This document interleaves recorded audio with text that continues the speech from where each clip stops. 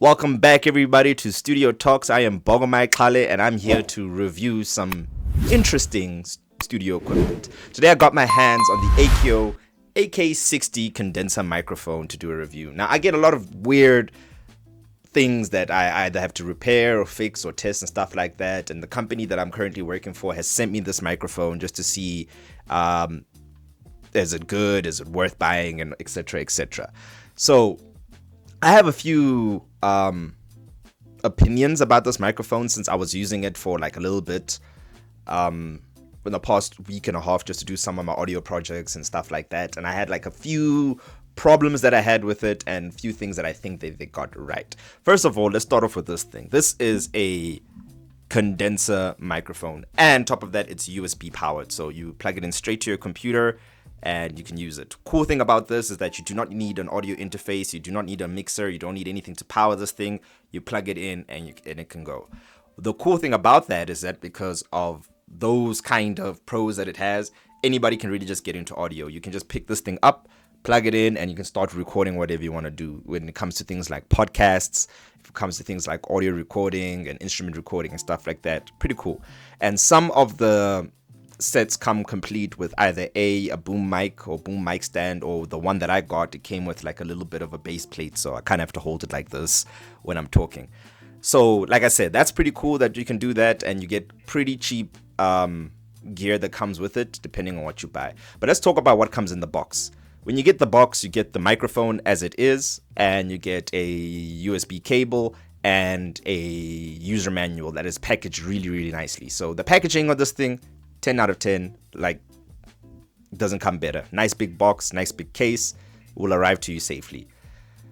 My issues with this microphone that I have is that it's not a true condenser microphone. It's probably an electric microphone. Now, I'll do a video, you can just check it on one of the sides over here and you can see what's the difference between a condenser microphone or true condenser and electric microphone. But electric microphones are something that's very more common and it's very easy to get and cheaply manufactured compared to condenser microphones. So you'll find a lot of these cheaper microphones and cheaper USB mics will use that. That's my first problem that it has, that it's not a true condenser microphone.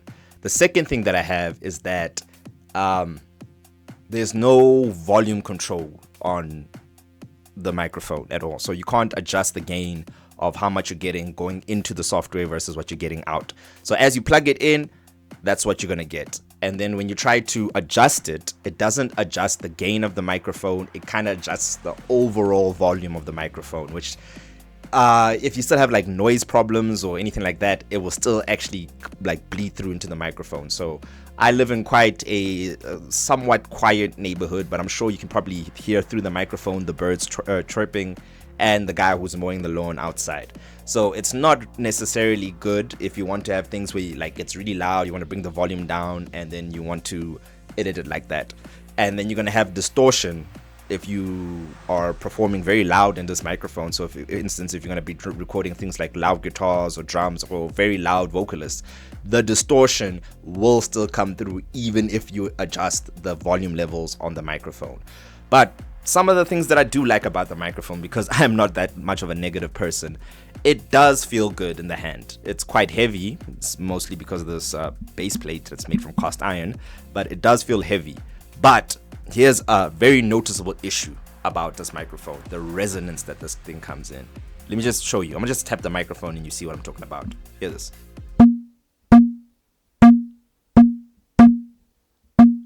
Wow.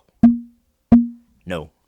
Like any microphone like that where you tap the body and it just resonates like nothing, that means I'm very scared this thing gets bumped, or it's gonna, like, if I don't have like a good secure thing that really like decouples the microphone from whatever you're doing, it's not gonna sound nice. If you don't know what decoupling is, it's just things that just separate it. Like if you have like a shock mount or something like that to isolate the microphone a little bit better.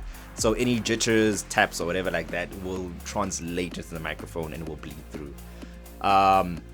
The body also has a design of like some Audio Technicas and stuff like that. It really got the design really good if you take a look at it like that. But okay, let's also talk about the performance of the microphone, right? It's supposed to record from 20 hertz all the 20 hertz all the way to 20 kilohertz, but the way it sounds like, it really is not good at the low end. It's not that it's bad, but like you need to like know what you're doing as an audio guy to really get this microphone to sound good, because it sounds like, to me, it shelves down the low end a little bit, and on top of that, it doesn't go all the way down to 20 hertz. And the high end side of it only goes up to 20, not even 20, 18.5 kilohertz. So you're not going to get the whole audio spectrum that we as humans can hear. But that doesn't really matter, because when you export your things out to MP3, it cuts the deep lows and the really high highs out anyway. So it's not that bad. The cool thing also about this is just that the price range of this microphone, you can't really beat. Like it was on special, and it was going for like 600 Rand. Now, to get a whole audio experience where you can do recording and also monitoring on a device like this for 600 is a ridiculous steal. Simply because even the audio interfaces, that you know how much they go for nowadays, you can pay upwards to just 1.5 to 2,000 Rand just for a decent audio interface that you can use. But if you have something that, like I said, you can just plug it in and can go. If you're a beginner in audio reproduction and all that kind of stuff, is really good to get into. But enough about that. Let's talk about now the proximity effect. Now, this is a cardioid pattern microphone, meaning it should reject a little bit more at the back than it is at the front, so it's more sensitive at the front. And let me show you what I mean. So as I'm talking in the front like this, it sounds good, it sounds clear. As I take it to the 90 degrees off axis, you should start hearing some of the frequencies roll off. So it's going to probably become a little bit more muffled, and you're not going to hear that much. And when you are speaking from the back, it is totally rejected, and it's not going to be 100% clear, because the audio is going to bounce off and come back, so you're hearing that. But this is what it sounds like. So again, good if you have like a computer that's noisy. You can put it in front of the computer and it will block out the sound that's coming from the back, and it will mostly record your vocals. So some of the things I've tried recording on this so far, I tried recording my acoustic guitar. It did a decent job with it. My electric amps as well, yeah, fairly decent if you record it a little bit softer. Drums, don't even try it. Don't even try it unless you're doing like a recorder man, where you put the mic quite high, because you can't control the volume at all. And mostly vocals. So vocals and podcasts and stuff like that. Who do I recommend this microphone to? People who are podcasters or trying to get into podcasts, and you want to get like a decent-ish recording without really investing a lot of money in it. That's someone for you. You can use. If you're doing like YouTube videos and stuff like that, perfect. That's also great. And gaming videos, because now it puts everything in the box, so you don't have to worry about more audio equipment and stuff like that to be put in, and this is what it is. My final thoughts about this: buy it because it's cheap and it's hot. Buy it because it's cheap, and you get a decent starting microphone where you can do your work, and you can do quite a lot of projects and stuff like that on a minimum budget, so it's not going to cost you too much to get into. And the cool thing about this as well, you have a nice little audio point over here, so you can also listen through the microphone. So again, it's like it covers quite the basics and quite a few of the audio things. But like this is something that I recommend you use it for like a year or two, just so you can get, or if you are traveling a lot and you don't want to carry a lot of equipment, but you still want to do audio projects, and when you go to hotels or restaurants and stuff like that, something I definitely consider.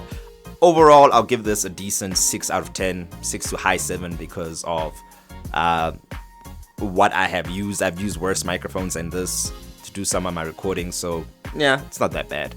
But anyway, guys, if you like videos like this, please do hit a like and subscribe. Before I forget as well, if you want a microphone like this, the link is in my description. You can just buy the mic over there if you want to buy it.